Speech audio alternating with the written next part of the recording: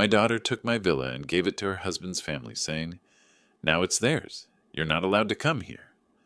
I smiled and nodded, hiding my anger, but when they came to move in, I prepared a surprise for them that they would never forget. They were shocked by what they saw. Betrayal turned into revenge, where justice struck from an unexpected direction, changing everything forever. Before we continue, please subscribe to the channel and let us know where you are listening in the comments. I slammed the car door and grabbed my weekend bag, already picturing the quiet hours ahead by the lake. 3 days of peace at my villa, exactly what I needed after another exhausting week of managing the San Diego properties. The 2-hour drive from the city had been worth it just to see Lake Tahoe's crystal waters again. But something was wrong. 2 figures in white bathrobes stood on my private terrace, coffee mugs steaming in their hands. My daughter Kelly leaned against the railing, her dark hair catching the afternoon sun. Behind her, a man I recognized as her husband Palmer shifted uncomfortably when he spotted me. "What the hell?" I muttered, my bag slipping from suddenly numb fingers. Kelly straightened, her face hardening into an expression I'd never seen before. Not even during her worst teenage years had she looked at me with such cold dismissal. "Dad, you can't stay here," she called out, her voice sharp enough to cut glass. "Palmer and I are planning a romantic weekend." I blinked, certain I'd misheard. This was my villa. The deed had my name on it, bought with money I'd earned building half the commercial district in San Diego. Elizabeth and I had picked out every tile, every fixture, every piece of furniture. "But Kelly, this is my villa," I started, my voice trailing off as the absurdity of having to state this obvious fact hit me. "I don't care." She set her mug down with a sharp clink. "We were here first, and we're not leaving." Palmer mumbled something I couldn't catch, but Kelly waved him off. Her bathrobe fell open slightly, and she pulled it tighter with an angry jerk. "Honey, I drove 2 hours," I said, taking a tentative step toward the front door. "I just wanted to spend the weekend." "Get out of here and don't bother us." Kelly's voice rose to a shout. "You're just in the way anyway." The words hit me like a physical blow. In the way, this was my property, my retreat, the place where Elizabeth and I had planned to grow old together, where I came to feel close to her memory. I stood there, bag at my feet, staring at my only child as she glared at me from the terrace of my own home. Palmer looked everywhere except at me, his face flushed red above his bathrobe collar. 28 years old, and Kelly was ordering me off my own property like I was some unwanted stranger. The girl who used to climb into my lap for bedtime stories, who'd called me daddy until she turned 16, who'd sobbed in my arms at her mother's funeral. Elizabeth's voice whispered in my memory, "Be patient with her, Fred. She's still processing the grief. Give her time." 3 years. I'd given her 3 years of patience, of understanding, of bending over backward to accommodate her moods and demands. And this was what it had gotten me. "Fine," I heard myself say, the word tasting like ash. "Fine, I'll go." I bent to pick up my bag, my knees creaking with the motion. 62 years old, and my own daughter was treating me like dirt on her shoes. "Good," Kelly called out. "Next time, call first." "Next time, call first? To use my own property?" I walked back to my car on unsteady legs, each step feeling like a retreat from some battlefield I hadn't even known I was supposed to fight on. Behind me, I heard Kelly's voice, softer now, talking to Palmer about their plans for dinner. The engine turned over with a smooth purr. German engineering, reliable as always. Unlike family, apparently. I backed out of the driveway, my hands gripping the steering wheel so tightly my knuckles went white. In my rearview mirror, I caught a glimpse of Kelly and Palmer, settling back into their chairs on the terrace, already dismissing my existence. My daughter raised her coffee mug in what might have been a toast, or might have been a final goodbye. The road back to San Diego stretched ahead, empty and long. I'd be driving home in defeat, tail between my legs, just like Elizabeth always worried I would, just like I always did. Monday evening found me in my study, nursing lukewarm coffee and the remnants of a solitary dinner. 3 days had crawled by since Friday's humiliation at the villa. Saturday I'd jumped every time the phone rang, expecting Kelly to call with some explanation. Sunday brought the uncomfortable realization that maybe I was always too quick to surrender. The phone's shrill ring cut through my thoughts. Dad? Kelly's voice carried none of the warmth I'd desperately hoped for. Cold, businesslike. Listen carefully. Palmer and I have decided. The villa now belongs to his parents. My coffee mug froze halfway to my lips. What? Kelly, what are you talking about? Carl and Margaret Thompson. It's their home now. Her words dropped like stones into still water. You're forbidden from going there anymore. The leather chair creaked as I sat forward. Kelly, have you lost your mind? You can't just take my property. Actually, I can, and I am. Her voice sharpened to a blade's edge. You hardly use it anyway, and they desperately need proper housing. 30 years of 12-hour days building my construction business flashed through my mind. Every permit fight, every difficult client, every sacrifice Elizabeth and I had made to afford that dream home by the lake. It's my villa, the words exploded out of me with surprising force. I worked 3 decades to buy that place. Kelly's laugh held no humor. You're being ridiculously selfish. After everything we've done for you since Mom died. Something snapped. Everything you've done for me? My voice rose to match hers. I paid for your wedding, your car, your college loans, that fancy apartment deposit. That's what fathers do, she cut me off. Besides, you're old and alone now. What do you possibly need with such a big villa? Old and alone. The phrase hit like a physical blow, but instead of crumpling, I felt something harden inside my chest. Elizabeth's gentle voice whispered from memory about patience, but Elizabeth had never heard her daughter speak with such calculated cruelty. Those are Palmer's parents, Kelly, complete strangers to me. They're family now, and unlike you, they'll actually appreciate what they're getting. My grip tightened on the phone until my knuckles went white. No. Silence stretched between us. I could practically hear her surprise crackling through the connection. What did you just say? I said no, Kelly. The answer is no. You can't say no to me. That villa is wasted on you anyway. Her composure finally cracked, revealing something ugly underneath. Palmer's parents have been struggling financially, and you're just hoarding property you barely visit. The irony burned. I'd been visiting more frequently since Elizabeth's death, seeking comfort in the place where we'd been happiest. Kelly knew this perfectly well. They can find their own housing solutions, I said, surprised by the steadiness in my own voice. I can't believe how selfish you've become. Kelly's voice climbed toward hysteria. Mom would be ashamed of you. That crossed every line.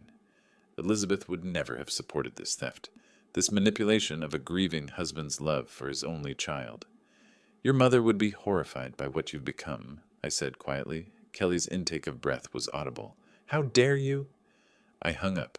For the first time in 3 years, I had hung up on my daughter. The phone sat silent in my lap as my heart hammered against my ribs. Outside, San Diego's evening traffic hummed its familiar rhythm, but inside my study, everything had changed. The phone rang again immediately. Kelly's name flashed on the display. I turned it off. Sleep remained elusive that night. I sat in my leather chair until well past midnight, replaying every word of Kelly's outrageous demand. The silence in my study felt different now. Not peaceful, but charged with possibility. By morning, something fundamental had shifted inside me.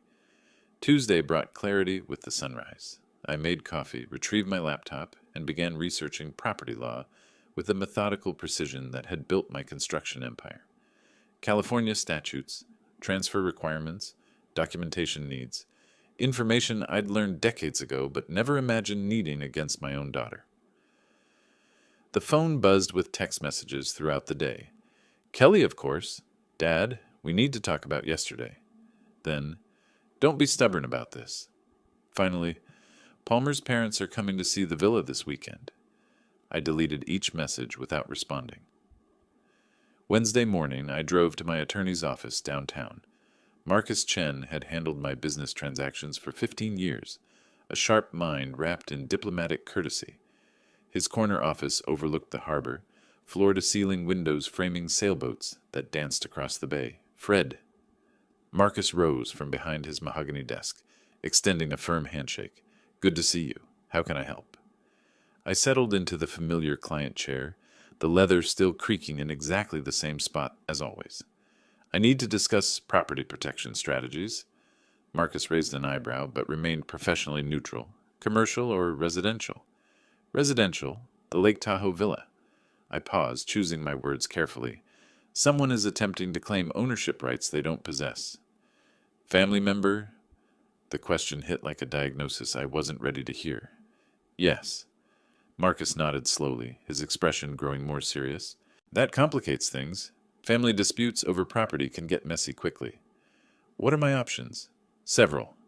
Marcus pulled out a legal pad, his pen already moving. First, we ensure your ownership documentation is ironclad. Second, we can establish additional protective measures. Trusts, LLC structures, whatever makes sense for your situation. How quickly? Depends on complexity. Basic documentation review, a few days, more sophisticated protection, 2 to 3 weeks. I thought about Kelly's text message. Palmer's parents coming this weekend. I may not have that long. Marcus set down his pen, studying my face with the intensity that made him excellent at reading clients and juries alike. Fred, is someone trying to force you off your own property? The question hung between us like an accusation. When I nodded, Marcus's professional demeanor hardened into something more personal. Then we start immediately. I'll need copies of all deeds, transfer documents, anything related to the property's ownership history. I can have everything to you by tomorrow morning. Good. Marcus made another note. And Fred? Document everything. Conversations, threats, attempts at coercion. Contemporary records matter in these situations. Threats. Coercion. That legal terms for what my daughter had tried to do to me. The elevator descended toward the parking garage, each floor marking my distance from the life I'd known just days ago. At the lobby level, my reflection caught in the polished steel doors, a man who looked older than his 62 years, but with something new in his eyes, determination. My phone rang as I reached the car. Kelly again. This time I answered. Finally! Her voice carried the sharp edge of someone accustomed to getting her way. We need to resolve this childish nonsense. The only nonsense, I said calmly, is your belief that you can steal my property. Steal? How dare you use that word with me? What would you call taking someone's home without permission? Kelly's pause lasted longer than usual. When she spoke again, her tone had shifted to something more calculated. Dad, Palmer's parents really are struggling financially. Margaret lost her job last month, and Carl's pension barely covers their rent. A manipulation technique I recognize from her teenage years. Appeal to sympathy when demands failed. That's unfortunate, but it doesn't give them rights to my villa. You could be generous. Show some family spirit. Like the family spirit you showed me Friday at the villa? Another pause. We were surprised to see you there. At my own property. You should have called first. The circular logic was dizzying. Kelly, I'm not giving anyone my villa. That's final. Fine! Her voice cracked like a whip. But Palmer's parents are still coming to look at it this Saturday. They've already made travel arrangements. The line went dead. I stood beside my car, phone still pressed to my ear, listening to the dial tone. Above me, San Diego's afternoon sky stretched endless and blue, the same sky that had watched me build everything I owned through decades of honest work. Saturday was 4 days away. The dial tone continued its mechanical hum, while I sat frozen in my leather chair, phone still pressed against my ear. Kelly's words echoed in the sudden silence. Palmer's parents are still coming to look at it this Saturday. Look at it, as if my villa were already theirs. Slowly, I lowered the phone and set it on the side table, next to my forgotten coffee mug. The liquid had gone cold hours ago, a thin film forming across its dark surface. Outside, San Diego's evening traffic provided its familiar soundtrack, but inside my study, everything felt different. How long had this been happening? When exactly had I stopped being Kelly's father and become her personal bank account? The memories came flooding back with painful clarity. Kelly's wedding 2 years ago, she'd called it needing help with expenses, but I'd written a check for $15,000 without even asking for a budget breakdown. The casual way she'd accepted it, like I was an ATM dispensing expected cash, rather than her father making a significant sacrifice. Then Palmer's car troubles, 8 months later. Dad, we really need reliable transportation, Kelly had said, her voice carrying that particular tone I'd learned, meant another request was coming. $25,000 for a brand new SUV, purchased and delivered within a week. Palmer had shaken my hand with enthusiasm, but Kelly had barely looked up from her phone when I'd handed over the keys. Elizabeth's voice whispered from memory. "Be patient with her, Fred. She's still processing losing me." But Elizabeth had been dead for 3 years now, and Kelly's processing had morphed into something else entirely. Something that looked suspiciously like calculated exploitation of a grieving father's desperate need to maintain connection with his only child. I stood up from my chair, legs stiff from sitting motionless for too long. My study walls displayed decades of business achievements, awards, photographs with clients, framed contracts from major construction projects, evidence of a man who'd built an empire through careful negotiation and strategic thinking. So why had I become such a pushover in my personal life? The answer sat in a silver frame on my desk, Elizabeth's photograph taken during our last vacation to the villa. She was laughing at something I'd said, her gray hair catching the Lake Tahoe sunlight. In the 3 years since her death, I'd said yes to every one of Kelly's demands, terrified that saying no might drive away the last family I had left. But family didn't steal from each other. Family didn't manipulate grief into financial opportunity. Kelly's graduate school expenses had totaled nearly $40,000 over 2 years. I'd paid every bill without question, even when she'd switched majors twice and extended her program. Her thank you calls had grown shorter and less frequent, eventually disappearing altogether except when she needed something else. Pattern recognition, a skill that had served me well in construction bidding wars and contract negotiations. Apply the same analytical approach to Kelly's behavior, and the pattern became crystal clear. Each request had been larger than the last. Each expression of gratitude had been smaller. Each interaction had felt more transactional, less personal. I'd thought I was being a good father. Instead, I'd been training her to see me as a resource, rather than a person. The wall clock chimed 8 o'clock, its sound sharp in the quiet room. Palmer's parents would arrive at my villa in 4 days, expecting to claim ownership of a property I'd spent 30 years earning. They'd probably brought measuring tape and furniture catalogs, already planning how to rearrange my life's work to suit their comfort. Elizabeth's advice about patience had been sound when Kelly was genuinely grieving, but grief didn't last 3 years. Grief didn't plot to steal property from the person who'd provided endless financial support. Grief didn't hang up on a father after demanding he surrender his home to strangers. This wasn't grief anymore. This was greed. I picked up Elizabeth's photograph, studying her familiar smile. She'd loved Kelly deeply, but she'd also been the disciplinarian in our household. Elizabeth would never have tolerated this level of disrespect, this casual dismissal of my rights and feelings. "What would you want me to do?" I asked her image quietly. The answer came immediately, in my own voice rather than hers. "Stop being a victim." Sleep proved impossible. I'd gone through my usual bedtime routine: shower, teeth, the sports section from Sunday's paper.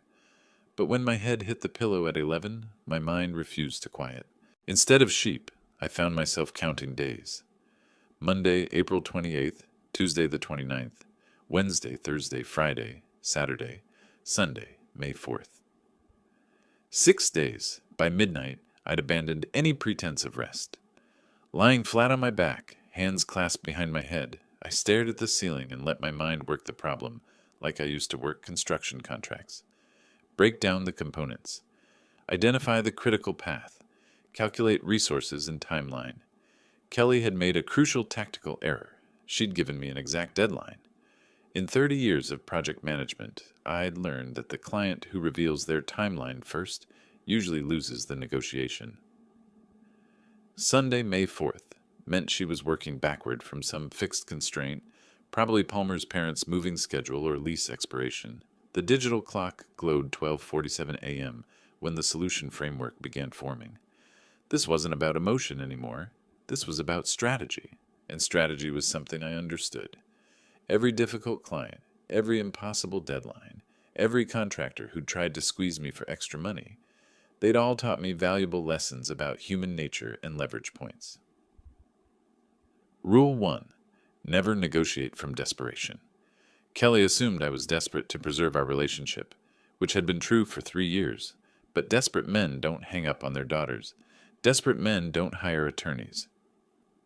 Rule 2. Information advantage wins deals. Kelly thought she knew everything about me, the grieving widower who couldn't say no to his daughter's demands. She had no idea about my conversation with Marcus Chen, no knowledge of the documentation review already underway. Rule 3. Timing determines everything. 6 days felt rushed from her perspective, probably leaving little room for contingency planning. From my perspective, 6 days was plenty of time to prepare something elegant. I thought about Frank Morrison, the developer who'd tried to muscle me out of the Harbor District project back in '98. Morrison had used intimidation tactics, threatening legal action, spreading rumors about my company's reliability. Sound familiar? I'd let him think his strategies were working while quietly securing contracts with 3 of his biggest subcontractors. When his project timeline collapsed, I'd been ready with solutions. At premium rates, the parallel was almost perfect. Kelly thought she was pressuring me into surrender. Instead, she was giving me time to build the perfect trap. My phone buzzed with a text message. Kelly again, of course. Dad, Palmer's parents found a moving company for Sunday. Please don't make this harder than it needs to be. The presumption was breathtaking. She'd already arranged movers for my property. The sheer audacity actually impressed me from a business perspective. Always act as if the deal is already closed, even when you're bluffing. But I'd seen this move before. Tony Castellanos had tried the same tactic in 2003, showing up to my office with architectural plans for modifications to a property he didn't yet own. Tony had learned an expensive lesson about the difference between confidence and ownership rights. Kelly was about to learn the same lesson. I deleted her message and set the phone aside. My mind was clicking through possibilities now, the same methodical process I'd use to turn a small contracting business into a multi-million-dollar enterprise. Resources, timeline, desired outcome, acceptable risks. Resources, substantial financial assets, legal representation, 30 years of business relationships, and one crucial advantage Kelly didn't know about: my neighbor Derek's technical expertise. Derek owed me a favor from last winter when I'd helped him deal with a flooding issue in his basement. Timeline: 6 days to implement, Sunday execution. Desired outcome: complete reversal of Kelly's power position, not just stopping her theft, but ensuring she understood the consequences of treating me like a victim. The clock read 1:23 a.m. when I finally smiled in the darkness. Elizabeth used to say I had a ruthless streak that emerged when someone pushed me too far. She'd seen it with competitors who'd tried to undercut my bids through questionable tactics, with suppliers who'd attempted to breach contract terms. You're too nice 95% of the time, she'd told me once, but that other 5% is absolutely terrifying. Kelly had never seen that 5%. She was about to get a masterclass. By 2 a.m, the basic framework was solid. Tomorrow I'd approach Derek about the technical aspects. Wednesday I'd finalize details with Marcus. Thursday and Friday for preparation and positioning. Saturday night I'd drive up to Lake Tahoe one final time, as the accommodating father Kelly expected me to be. Sunday morning would bring a very different Fred Martinez to the villa, one she'd never met before. Tuesday morning brought the clarity that only decisive action can provide. I woke at 7 feeling more energized than I had in months, showered, made coffee, and walked over to Derek's house at exactly 9 o'clock. My neighbor answered the door in his usual work-from-home uniform, faded jeans and a Silicon Valley startup t-shirt. Behind wire-rimmed glasses, his eyes held the slightly unfocused look of someone who'd been staring at code for hours. "Fred, everything okay?" Derek stepped aside, gesturing me into his home office where 3 monitors displayed lines of programming text. "Actually, I need your help with a creative technical project." I settled into the chair beside his desk, noting the impressive array of gadgets and cables that filled every surface. Derek's eyebrows lifted with immediate interest. "What kind of project? You've definitely got my attention." "Home automation, something involving motion sensors, voice assistants, maybe some lighting effects." I paused, watching his reaction. A surprise for some unexpected guests. "Oh, this sounds fascinating." Derek swiveled his chair to face me fully, like a haunted house setup, smart home integration with theatrical elements. Close enough. Exactly. The kind of thing that would really make an impression. Derek's grin was infectious. Fred, this sounds like something from a horror movie. When do we start? 2 hours later, we were loading Derek's SUV with enough technology to outfit a small research facility.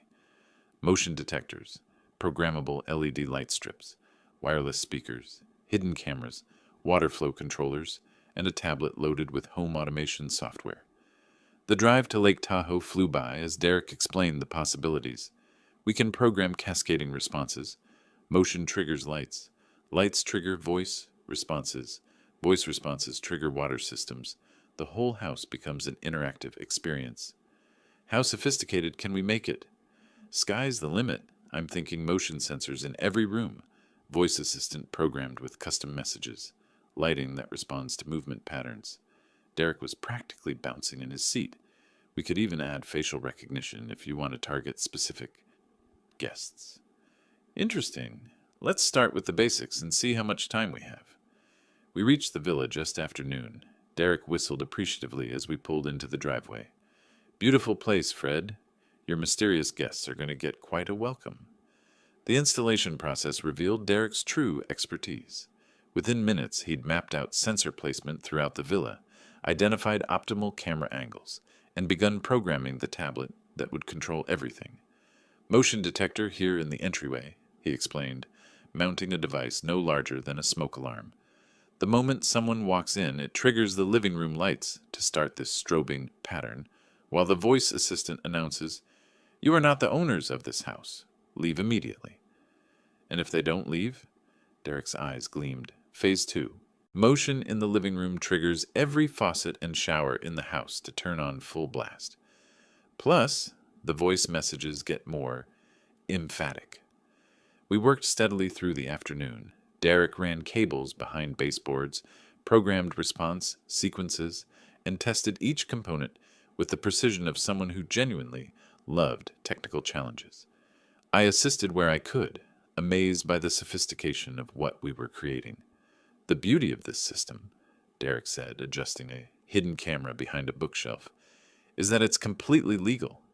Motion-activated lighting, voice assistants, automated water systems, all standard smart home features, just creatively programmed. By 3 o'clock, every room contained at least 2 motion sensors connected to lighting effects that would strobe and flash in patterns Derek described as deeply unsettling. The voice assistant had been programmed with increasingly aggressive messages, triggered by continued motion detection.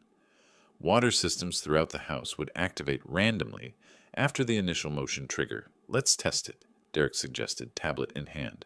Walk into the living room. I stepped through the entryway. Immediately, lights began flashing in a disorienting pattern, while the voice assistant proclaimed, "This property belongs to Fred Martinez. You are trespassing. Leave now." Derek appeared beside me, grinning broadly. "Keep moving around." After 30 seconds of continued motion, every light in the house began strobing, while the voice changed to, "Warning! Security system activated. Authorities have been notified. Vacate immediately." The sound of rushing water echoed from the kitchen and bathrooms as faucets turned on automatically. "Brilliant," I said, genuinely impressed. "Absolutely brilliant." Derek shut down the test sequence, looking enormously pleased with himself. The system has battery backup, so they can't just flip the main breaker. And everything's controlled remotely through your phone. You can monitor the cameras, adjust settings, even activate manual overrides. As we packed up our tools, Derek's curiosity finally got the better of him. "So, when exactly are these mysterious guests arriving?" "Sunday morning. And they're really not expecting this?" I thought about Kelly's text message arranging movers for my property. Let's just say they're planning to make themselves very comfortable in my home. Derek's laughter echoed across the empty villa. "Well, they're definitely going to get a warm welcome." Wednesday morning brought Derek to my door at 8:30, arms full of equipment I hadn't seen the day before. His eyes sparkled with the fervor of someone who'd spent the night dreaming up improvements to an already impressive system. "I had some ideas," he announced, hefting a compact projector and speaker array. "What if they try to shut off the main power?" "Good question. One I'd been mulling over during my own restless night. What do you suggest? Industrial batteries, hidden in the basement, enough juice to run everything for a week. Derek's grin was infectious. Plus, I brought projectors for wall effects, dancing shadows, moving figures. This is going to be legendary. The drive to Lake Tahoe passed quickly as Derek outlined his enhancements. Motion-triggered projections of ghostly silhouettes, sound systems that would whisper from hidden speakers throughout the house, backup power supplies that would make the villa virtually impossible to shut down. Your mysterious guests, Derek said as we pulled into the villa's driveway, are going to think they've walked into a haunted house movie. Perfect. We worked with focused intensity throughout the morning. Derek installed projectors in the main rooms, programming them to cast moving shadows across walls and ceilings. The effect, even in daylight, was genuinely unsettling. Dark figures that seemed to pace behind the furniture, shapes that flickered just beyond peripheral vision. The beauty of this setup, Derek explained while calibrating a wall-mounted unit, is psychological impact. The human brain tries to find patterns in random stimuli. These projections will make them see things that aren't really there. Meanwhile, I focused on the audio enhancement. Derek had brought professional-grade speakers, barely larger than smoke detectors, which he positioned throughout every room. The sound library he'd assembled was impressively disturbing. Footsteps in empty hallways, whispered voices, creaking floorboards, wind that seemed to blow through closed windows. The system will layer these sounds randomly, Derek noted, fine-tuning the audio levels.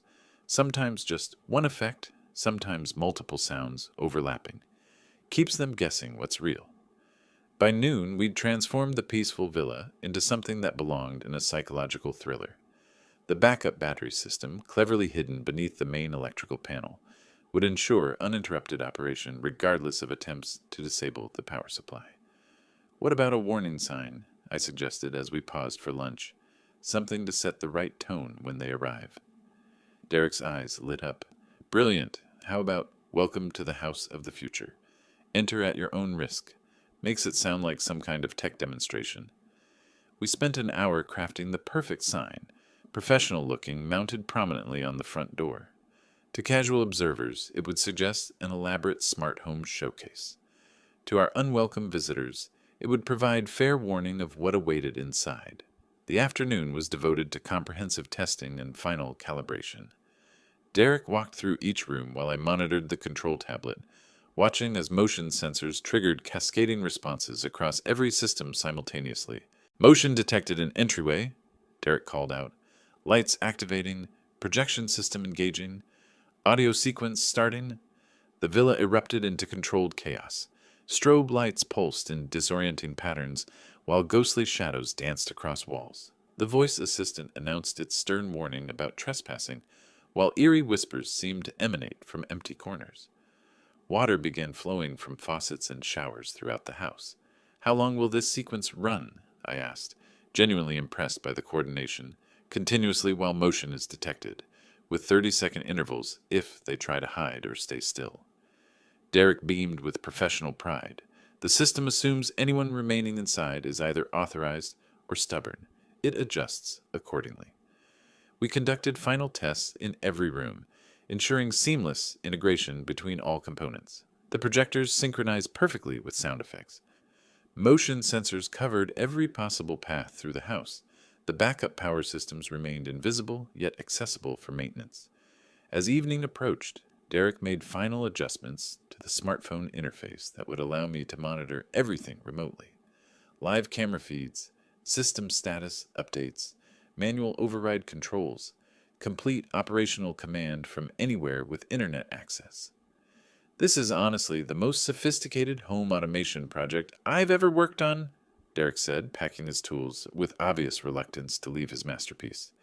Your guests are going to get the surprise of their lives.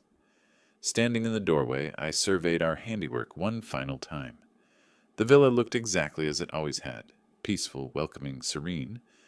But beneath that familiar surface lay a technological web that would respond to unwelcome visitors with relentless, inescapable intensity. Thank you, Derek. This is absolutely perfect. Derek's laughter echoed across the empty villa as we locked up and headed to our cars. I almost feel sorry for whoever shows up here Sunday. Almost. Sunday, May 4th, the day Kelly had chosen for her final victory. I positioned myself in my study at 2 o'clock sharp, 3 monitors glowing with camera feeds from the villa. The peaceful afternoon at Lake Tahoe looked deceptively serene through the high-definition lenses Derek had installed throughout my property. Birds moved between pine trees. Sunlight sparkled on the lake's surface. No hint of the technological web waiting beneath the villa's innocent facade. My phone lay beside the keyboard, its screen showing the home automation app that controlled every system Derek and I had so carefully integrated. Motion sensors, armed. Audio systems, ready. Lighting arrays, programmed. Water controls, activated. Projection systems, loaded with their unsettling choreography. Everything had tested perfectly during our Wednesday completion run. Now came the real performance. At 2:28 p.m., a dark blue minivan appeared on the approach road camera, exactly as Kelly had promised. My daughter's punctuality had always been one of her more reliable traits, useful in school, devastating in manipulation, and perfect for revenge planning. Right on schedule, I murmured, adjusting the monitor angle for optimal viewing.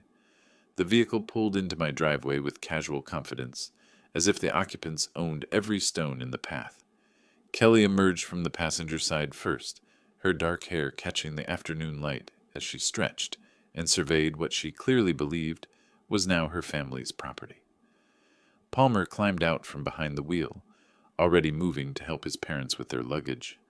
Carl and Margaret Thompson looked exactly as I'd imagined, retirement-aged, slightly weathered, but moving with the eager anticipation of people who'd just received an unexpected gift. Margaret clutched a large purse and what appeared to be house slippers, ready to make herself comfortable in someone else's home. They gathered at the back of the minivan, unloading suitcases and boxes with the efficiency of a permanent relocation. Not a weekend visit, not a temporary arrangement, a complete takeover of my villa, executed with the casual confidence of people who believed their victim was too weak to resist. Kelly pointed toward the front entrance, speaking animatedly to her in-laws. Even through the camera, her body language radiated triumph and authority. Palmer nodded along, occasionally glancing up at the villa's windows, as if mentally cataloging which rooms his parents might prefer. They approached my front door as a unified group, 4 people absolutely certain of their right to claim my property. Margaret walked slightly ahead of the others, her posture suggesting someone prepared to take charge of household arrangements immediately. Then they reached the warning sign. Derek's professionally mounted placard stood prominently beside the entrance. "Welcome to the house of the future. Enter at your own risk." The lettering was clear, the message unmistakable, the warning legally sufficient. Margaret stopped first, her face darkening as she read the sign. Her voice carried clearly through the audio pickup Derek had positioned near the entrance.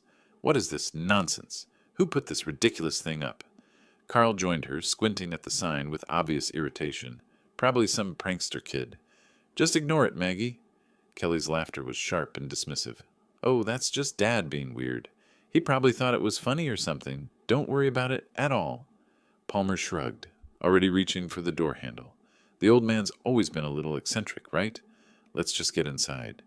But Margaret wasn't finished. Her face flushed with indignation as she grabbed the sign's mounting bracket and yanked it free from the wall with surprising strength. The professional installation Derek had spent an hour perfecting came apart in seconds, the placard clattering to the ground.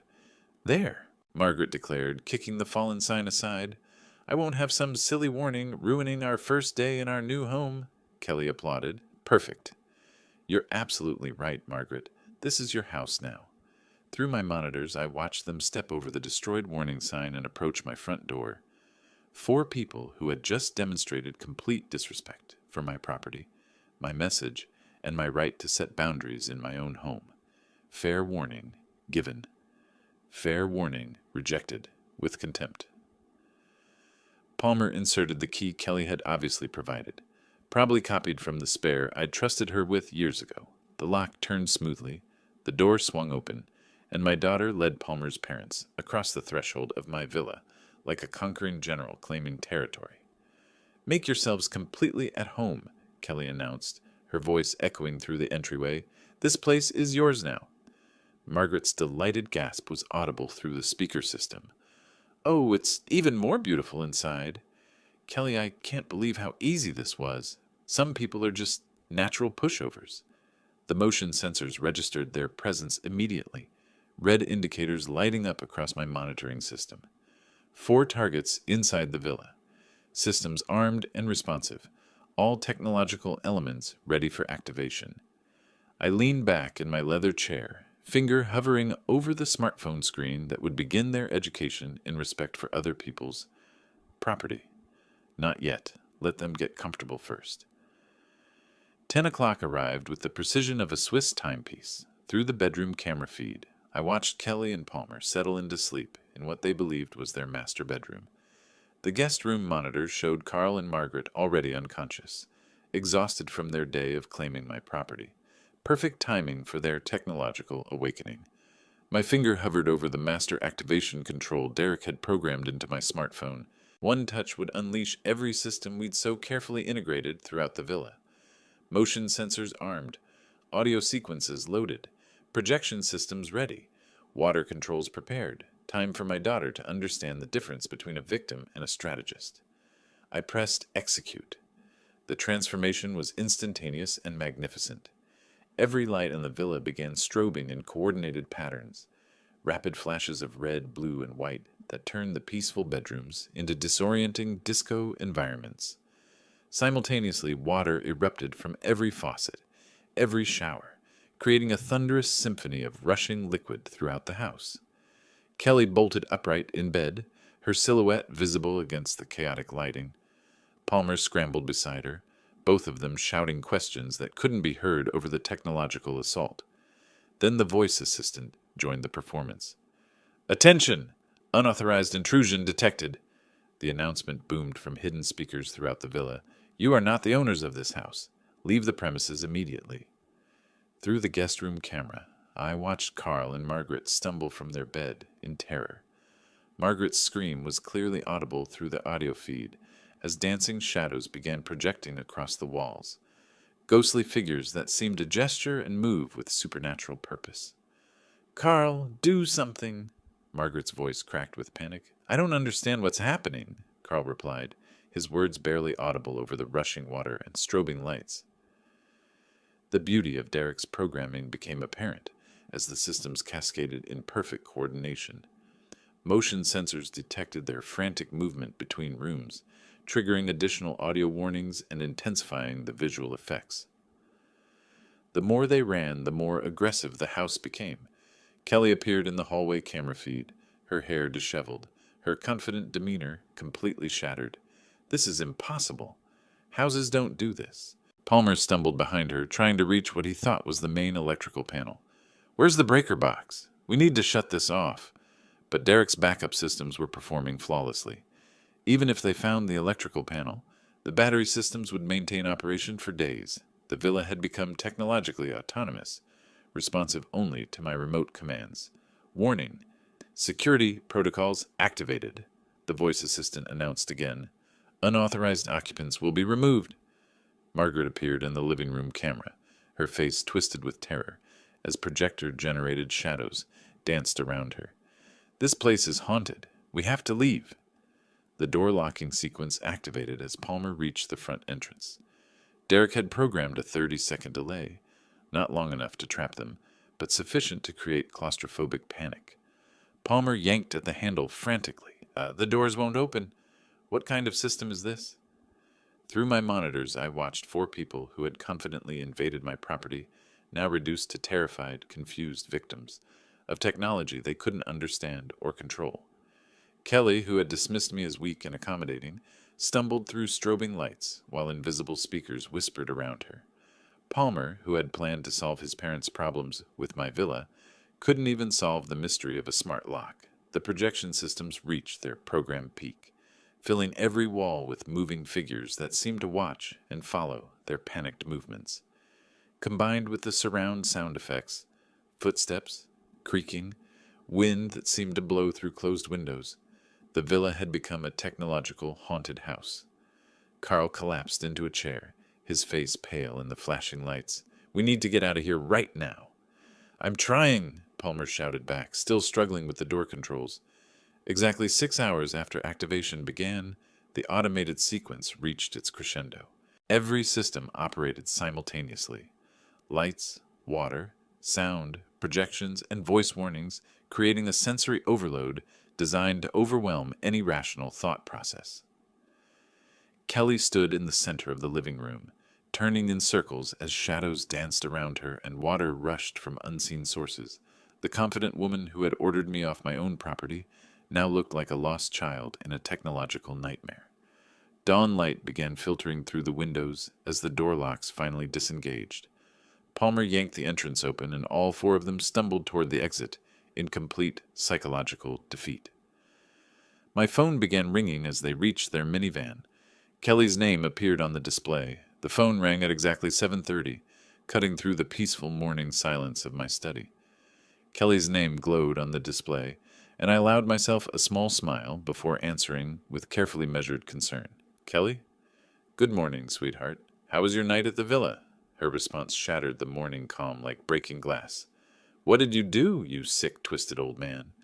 Her voice crackled with hysteria and exhaustion. Margaret and Carl are traumatized. They're barely coherent. I adjusted my tone to express gentle confusion. Kelly, what are you talking about? What happened up there?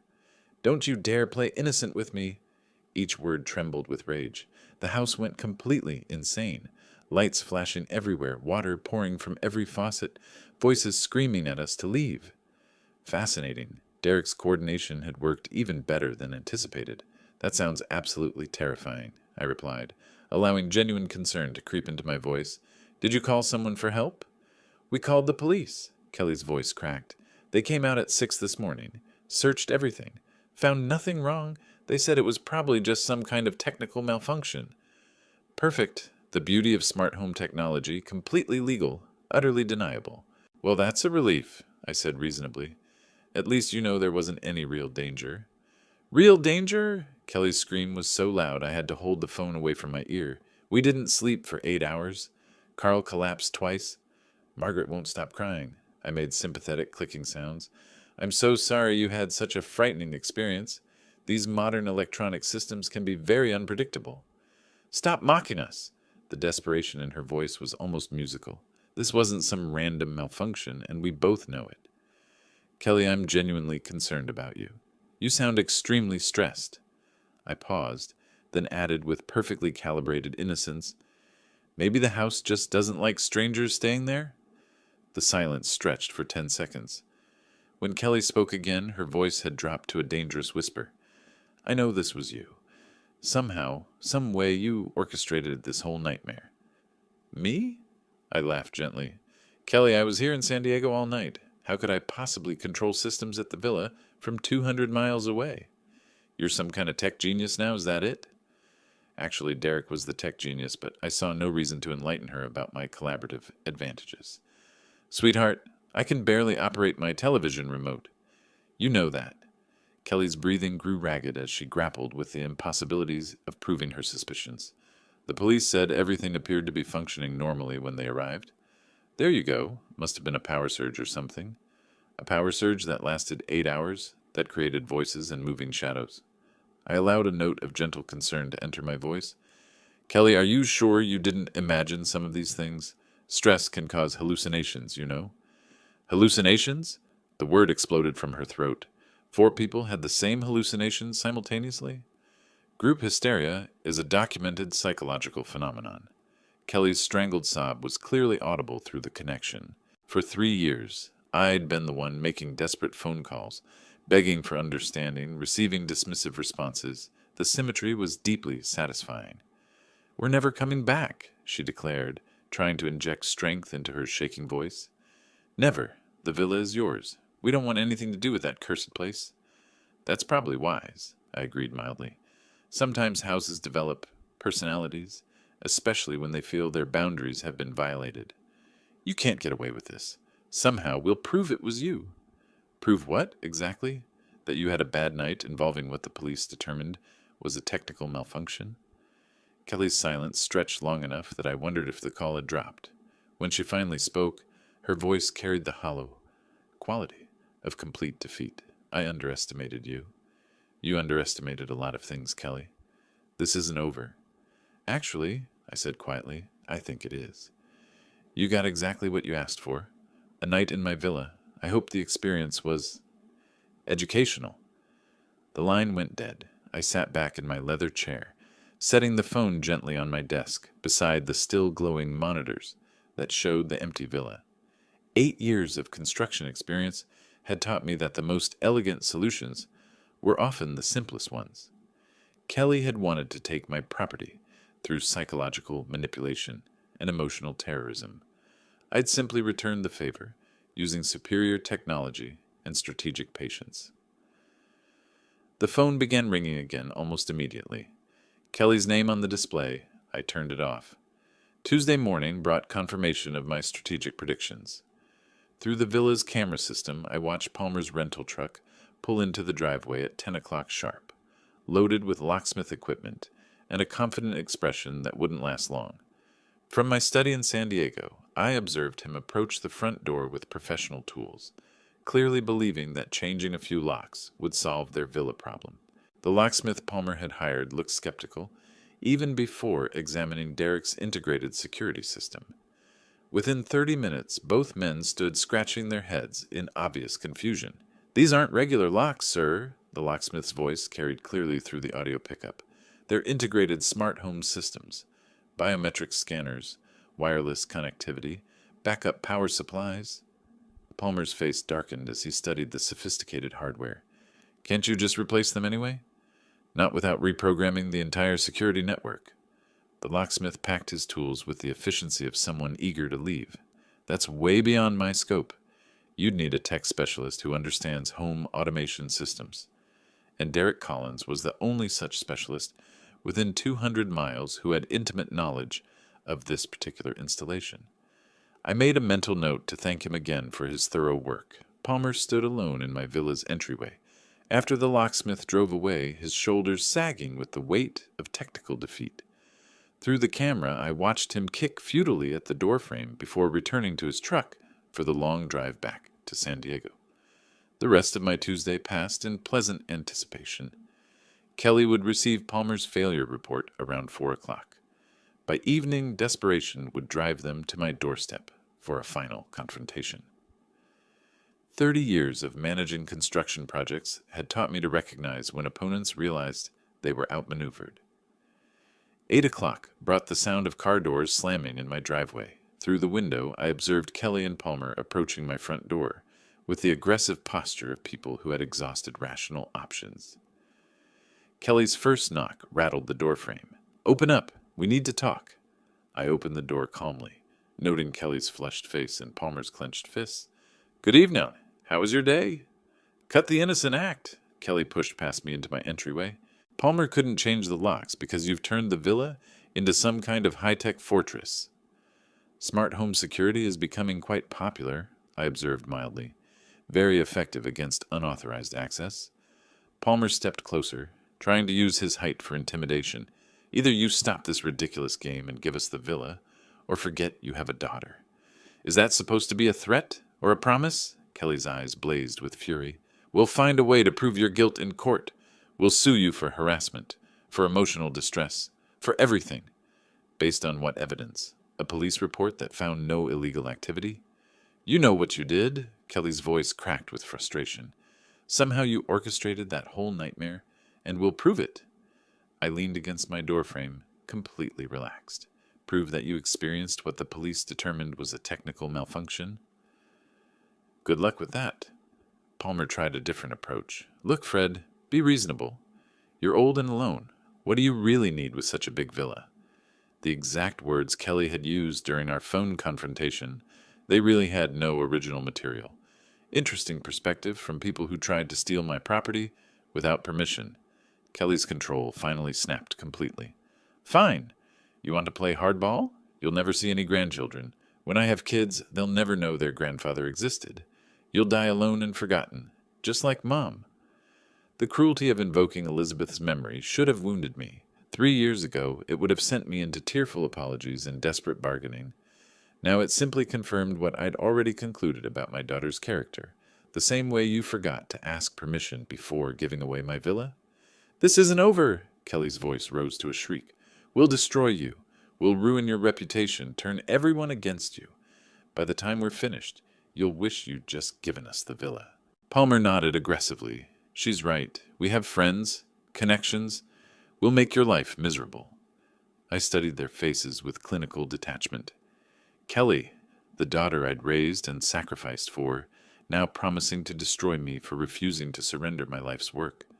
Palmer, the son-in-law I'd welcomed into the family, threatening social warfare because his parents couldn't steal my home.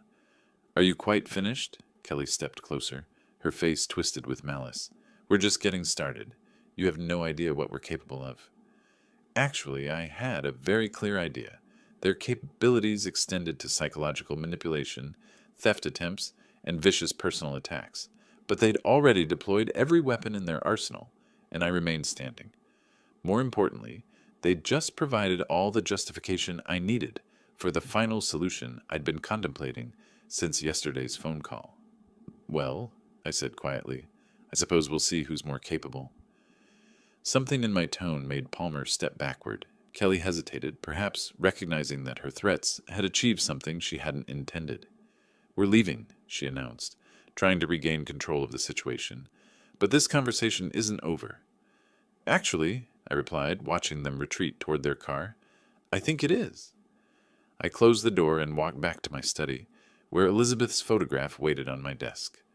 Tomorrow I would make some phone calls. Marcus Chen first, then a few other professional contacts. Kelly thought she understood warfare. She was about to learn the difference between tactics and strategy. Wednesday morning brought the moment I'd been orchestrating since Kelly's first phone call. At 10 o'clock, I sat in Bradley Walsh's conference room, watching my daughter and her accomplices file through the door, with the aggressive confidence of people who believed they held winning cards. Bradley, my notary for 15 years, had prepared everything according to my Tuesday night instructions. Legal documents lay spread across the polished table, like evidence in a trial, which in many ways this was. Kelly took the chair directly across from me, her jaw set with determination. All right, Dad, we're here to resolve this villa situation once and for all. Palmer positioned himself beside her, arms crossed in what he probably thought was an intimidating pose. Carl and Margaret Thompson settled into chairs along the wall, their expressions mixing hope with lingering trauma from Sunday's technological experience. I appreciate everyone coming, I said calmly. Bradley has some important information to share. Kelly's eyes narrowed. Cut the formalities. We want the villa transferred to Palmer's parents immediately. No more games, no more delays. Actually, I replied, I'm afraid that's impossible. Palmer leaned forward aggressively. Nothing's impossible if you just sign the papers. We've been patient long enough. You misunderstand. I gestured to Bradley, who cleared his throat with professional precision. I no longer own the villa. The silence stretched for 10 seconds. Kelly's face began changing color. What exactly does that mean? Palmer demanded. Bradley opened the top folder on his desk. Mr. Martinez transferred ownership of the Lake Tahoe property to the Second Chance Foundation for Homeless Assistance. The transfer was completed Monday morning and is completely legal. Kelly's voice cracked like breaking glass. That's impossible. You had no right. I had every right to transfer property I owned, I said quietly. Everything is legally documented and irreversible. Palmer's confident posture collapsed. But we had an agreement. Kelly said the villa was ours. Bradley's professional tone never wavered. Mr. Martinez can only transfer property he actually owns. The foundation owns the villa now. Kelly shot to her feet, her chair scraping against the floor. You can't do this to us. We need that villa. You tried to steal it, I observed. This seemed like a more appropriate solution. Margaret Thompson's voice wavered with confusion. What does this mean for us? Where will we live? You'll have to make other arrangements, I said, just as you expected me to do when you tried to evict me from my own property. Kelly's hands trembled as she gripped the table edge. This is just spite. Pure revenge. This is justice. I met her eyes steadily. And it's permanent. Palmer's face had gone ashen as the financial implications hit him. Our plans, our future, we counted on that villa to solve our problems. Perhaps you should have asked permission before making those plans. Bradley spread additional documents across the table. The charitable transfer includes a lifetime usage clause for Mr. Martinez as the donor. He retains full access to the property until his death. Then nothing changes for you. Kelly's voice climbed toward hysteria. You still get to use it. Everything changes, I corrected. You no longer have any claim to it, ever. Carl Thompson spoke for the first time, his voice small and confused. So we get nothing? After everything? After attempting to steal my property through psychological manipulation and threats? That's correct. Kelly sank back into her chair, the fight draining from her face as the reality settled in. When did you do this? Monday morning, immediately after your technological experience. The timing hit her like a physical blow. Monday, after the villa incident but before their confrontation at my house. Every threat, every demand, every cruel word had been meaningless from the moment she'd spoken them. Palmer's voice was barely a whisper. You were always planning this. I was always planning to protect my property from people who thought they could take it through manipulation and intimidation. Kelly stared at the legal documents as though they might dissolve under her gaze. The charity thing? That's just a trick, right? Some way to maintain control? Bradley answered before I could. The Second Chance Foundation is a legitimate charitable organization. The transfer is genuine and irrevocable. So you win, Palmer said bitterly. Is that what you wanted to hear? I wanted to hear nothing from any of you. But since you insisted on this conflict, yes, I win. Kelly's composure finally cracked completely. You've destroyed our future. Palmer's parents have nowhere to go. They can go anywhere except my villa. Margaret Thompson began crying quietly. Carl patted her shoulder with the helpless gestures of a man who'd never understood how they'd arrived at this moment. Kelly stood on unsteady legs, her confident aggression replaced by hollow defeat. Come on, there's nothing left to discuss. As they filed toward the door, I called out one final observation. Kelly? She turned back, her face a mask of exhaustion and rage. Next time you try to manipulate someone, remember that business experience beats emotional terrorism. Every time. The door closed behind them with a soft click. Bradley and I sat in comfortable silence, surrounded by the legal documents that had just ended a war I'd never wanted to fight. Masterfully planned, Fred, Bradley said finally. 30 years of construction contracts taught me to always have an exit strategy. I gathered my copies of the documents and walked toward the door. Time to drive up to Lake Tahoe and enjoy my villa in complete peace. Thursday morning brought the first sunrise in 3 years that I could watch without fear, anger, or defensive calculation. I drove to Lake Tahoe through California's spring landscape, feeling something I'd almost forgotten existed. Simple contentment. The villa welcomed me with the silence of a house that belonged, once again, entirely to its rightful occupant. I used my key without checking over my shoulder, entered without listening for hostile voices, walked through rooms that held memories of recent technological warfare but felt, somehow, cleansed. My first task was restoration. Derek's cameras came down easily, their sophisticated mounting hardware yielding to basic tools and determined purpose. Motion sensors, voice assistants, projection systems, each component of our elaborate revenge theater got carefully packed into boxes for return to my helpful neighbor. Within 2 hours, the villa had returned to its natural state. No blinking lights, no hidden microphones, no technological defenses monitoring invisible approaches. Just a house by a lake, owned by a charitable foundation, occupied by a man who no longer needed to protect himself from his own family. I made coffee using the same machine that had witnessed Sunday's chaos, then carried my mug to the terrace where Elizabeth and I had shared countless peaceful mornings. The lake stretched before me, its surface reflecting the late morning sun in patterns that seemed to dance with possibility rather than threat. For the first time since my wife's death, I sat completely still. The transformation felt almost mystical in its completeness. 3 years ago, I'd been a broken widower who confused love with surrender, kindness with weakness, family loyalty with accepting abuse.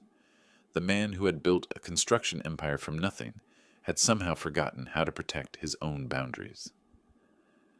Elizabeth's voice whispered through memory, but clearer now, unfiltered by grief and manipulation.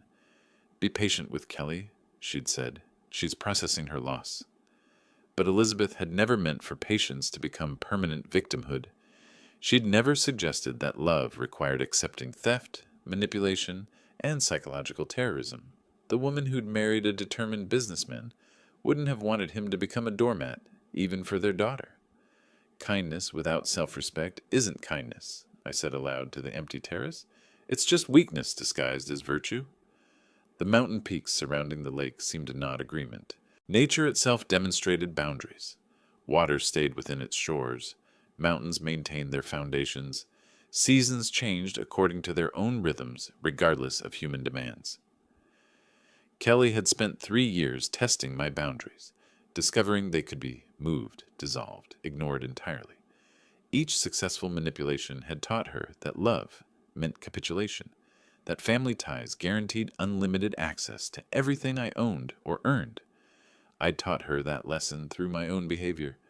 Every check I'd written, every demand I'd accepted, every time I'd chosen temporary peace over lasting respect, the technological revenge had been satisfying but ultimately unnecessary. The real victory was simpler and more permanent. Learning to say no. Learning that protecting myself wasn't cruelty but health. Learning that some relationships cannot survive the introduction of genuine boundaries. My phone had remained silent for 24 hours. No frantic calls from Kelly, no threats from Palmer, no desperate attempts to find loopholes in the charitable transfer. They'd finally understood what I'd discovered in Bradley's office. The war was over, and they had lost completely. But more important than their defeat was my recovery. The grieving widower who had mistaken exploitation for love was gone. In his place sat a man who remembered his own worth, who understood that genuine kindness required strength, not weakness. Elizabeth would have been proud, not of the revenge, perhaps, but of the self-respect, of the man who had rediscovered that protecting himself was an act of love. Love for her memory, love for his own dignity, love for the possibility that relationships built on mutual respect might still exist somewhere in his future. The afternoon sun warmed my face as I finished my coffee and considered the strange mathematics of family. Kelly had calculated that emotional manipulation plus financial pressure would equal permanent access to my assets. She'd never considered that trauma plus time plus strategic thinking might equal a father who finally learned to protect himself. Lake Tahoe's eternal calm reflected a truth I was finally ready to accept. Some battles end not with reconciliation, but with the understanding that peace requires distance. Some love expresses itself through boundaries rather than surrender. For the first time in 3 years, I felt like myself again. If you liked this story, please like this video, subscribe to the channel, and share your impressions of this story in the comments. To listen to the next story, click on the box on the left. Thank you for watching.